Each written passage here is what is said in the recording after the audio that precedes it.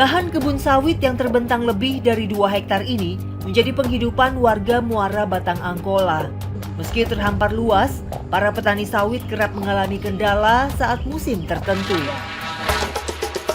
Lahan sawit dikelilingi rawa dari aliran sungai Muara Batang Angkola.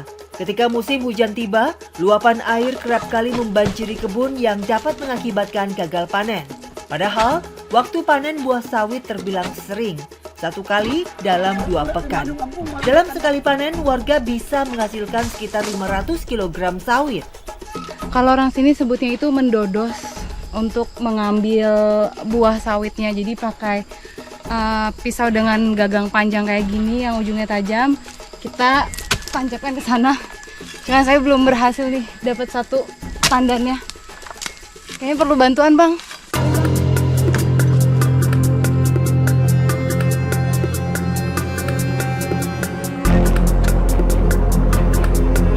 Tak banyak sawit yang bisa kami panen. Hal ini disebabkan minimnya perawatan rutin. Ya, para petani sawit mengaku hasil yang mereka dapat tidaklah sepadan, sehingga tidak mampu untuk membeli obat anti hama. Sekarang menjual ini kemana ya? Hasil kita panennya? menjual ini ke toke. Cuman kita kan ke toke ini harus butuh untuk akses jalan. Contohnya kita kan perahu. Itu ongkosnya berapa kalau menggunakan perahu, Pak? Ongkos kita per perahu dia kadang ada 150, 200 per kilonya. Jadi itulah hasil di setiap harinya kan. Mungkin gara-gara akses jalan kemari kan payah. Pak Presiden, Pak yang pemimpin-pemimpin lah di negara kita ini ya. Cuman kita kepingin kita ke depannya akses jalan yang utama. Karena mungkin kalau melewati jalan kita bisa langsir sendiri, jadi ongkos nggak keluar lagi.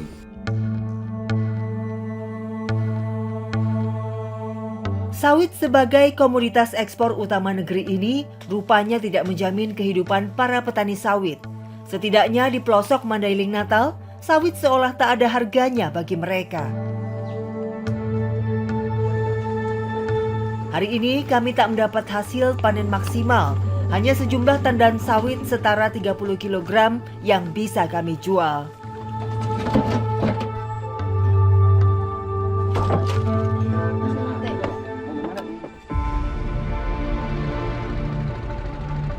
Melintasi sungai dengan perahu, Alim dan keluarganya membawa sawit ke penampung dan hanya mendapat Rp60.000 saja.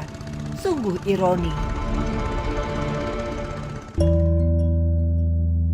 Sama halnya sawit, ladang perkebunan milik warga berada di seberang sungai.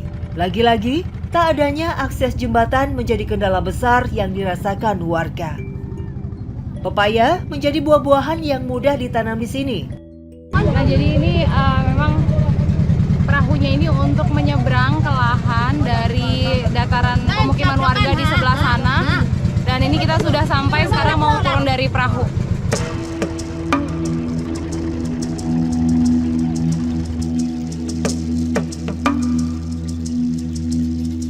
Buah pepaya tumbuh di daerah tropis dataran rendah seperti di desa Muara Batang Angkola. Waktu yang dibutuhkan agar pohon pepaya bisa dipanen juga terbilang singkat, hanya sekitar 1 tahun usai ditanam. Cara memanen buah pepaya terbilang mudah, namun untuk mendapatkan pepaya yang manis perlu perawatan ekstra agar tidak terserang hama. Sayang, ibu-ibu di sini menanam secara organik dan tidak dengan perawatan khusus. Kalau biasanya waktu panen pepaya itu berapa lama sih, Bu? Sekali seminggu. Sekali seminggu. Sekali panen, Ibu bisa menghasilkan berapa banyak? 30 kilo. Kalau sekarang harga 1 kilonya itu berapa, Bu? Biasanya? Cuman 2.500. 2.500? Iya. 1 kilo, Bu? Iya. Murah banget, Bu ya? Iya, tapi nggak tahu kita harganya macam mana kalau di sini. Emang udah dari sananya dikasih harga segitu? Segitu. Ibu keinginannya apa, Bu? Ya dibantulah. Ini diperhatikan Pak Jokowi. Supaya maju masyarakat kami ini. Nenek berusia 60 tahun ini masih gigih datang ke kebun untuk menutupi kebutuhan sehari-hari. Kehidupan yang ia jalani serba pas-pasan dan hanya dari sinilah satu-satunya penghasilan yang ia lakoni.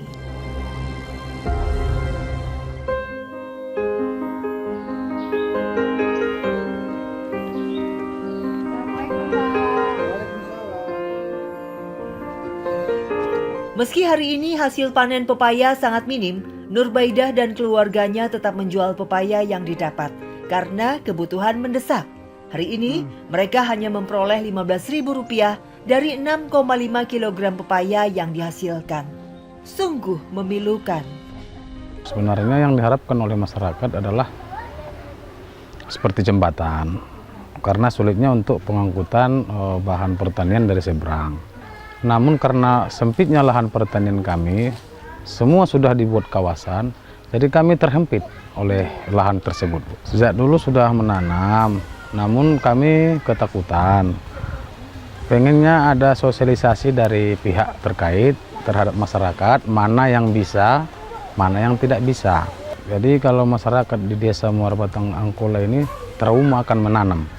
Karena di setiap waktunya, apalagi di perkiraan kami sekali 5 tahun, itu banjirnya sampai semeter di desa kami. Jadi segala tanaman yang ada di lahan pertanian ini otomatis mati, gagal panen.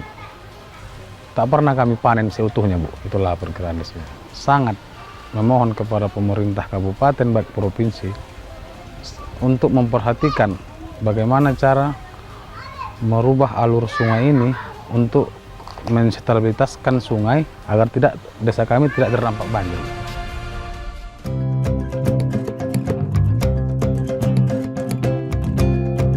Siapa tak kenal Danau Toba? Panoramanya membuat pandangan mata terpukau. Salah satu keajaiban alam yang menakjubkan ini menyimpan sejuta cerita dari kehidupan yang bergerak di sekitarnya. Syarat akan adat, itulah yang tergambarkan dari desa kelahiran si Bagot Nipohon ini. Terdiri dari 180 kakak, desa Meat di sisi selatan Danau Toba menjadi kampung iklim dengan beragam inovasi. Saat menyambangi desa ini, saya bertemu ibu-ibu yang tengah membersihkan sampah sisa memasak. Tidak untuk dibuang, rupanya sampah ini dikumpulkan dan hendak didaur ulang. Sejak lama, masalah sampah di desa ini menjadi kendala utama. Warga tak ingin mencemari keasrian Danau Toba, namun tidak pula memiliki tempat pembuangan akhir yang memadai. Atas dasar itulah PT Inalum di Sumatera Utara menjajaki program untuk melestarikan alam dengan sosialisasi cara pengolahan limbah. Ketika melakoni bentuk kerjasama melalui program milik Inalum, perlahan perilaku membuang sampah oleh warga Meat berubah ke arah daur ulang limbah. Salah satunya dengan membuat cairan ekoenzim atau cairan fermentasi dari sampah organik seperti sayur-sayuran. Proses membuatnya cukup mudah, hanya dengan dicampurkan ke air dan larutan gula merah, lalu didiamkan.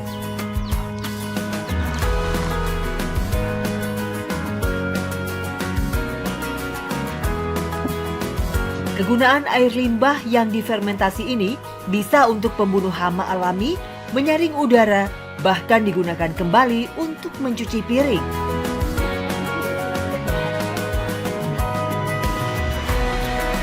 Nah, proses akhirnya setelah ditutup rapat seperti ini, itu didiamkan selama kurang lebih 90 hari atau 3 bulan. Yang sudah jadi itu yang seperti ini.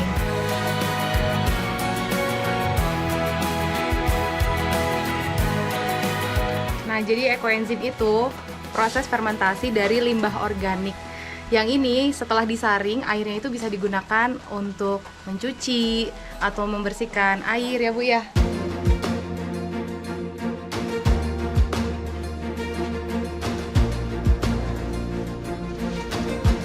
Terdapat pengelolaan jenis sampah lainnya yang ditekuni oleh ibu-ibu di desa Meat. Siapa sangka, dedaunan kering yang selama ini hanya mengotori halaman, rupanya bisa disulap menjadi sesuatu yang bernilai.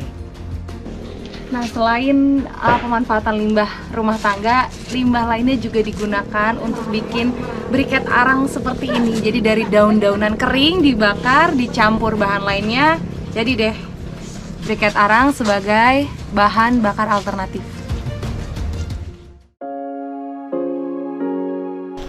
Program ini berjalan sejak tahun 2017. Itu pertama kita bekerja sama dengan PT Inalum. PT Inalum menerima kita sebagai mitra untuk pengembangan pariwisata, termasuk itu mengangkat atau membantu mengolah kami limbah ya, Pak? mengolah limbah. Mengangkat itu masalah ramah lingkungan. Jadi kita tawarkan potensi kita yang memang bisa kita bilang hama, yang memang bisa kita merusak lingkungan, jadi bermanfaat untuk masyarakat. Pada saat kita melihat potensi Desa Meat dengan kondisi alam yang sangat luar biasa, ini menyuguhkan suatu kenyamanan tersendiri pada saat kita datang ke sini. Ada kenyamanan mata pada saat kita memandangnya gitu, dengan potensi lainnya masyarakat dan budaya adatnya. Jadi dari semua intinya itu tentang kebersihan, dari rumah, pakaian diri, sampai dengan halaman, kita itu menjadikan suatu kekuatan untuk yang bisa kita kembangkan di sini. Jadi dari yang selama ini dianggap masalah oleh masyarakat untuk mendukung pengembangan wisata yang ada di Desa Meat, itu ingin kita menjadi sebuah kekuatan yang kita angkat dari situ gitu.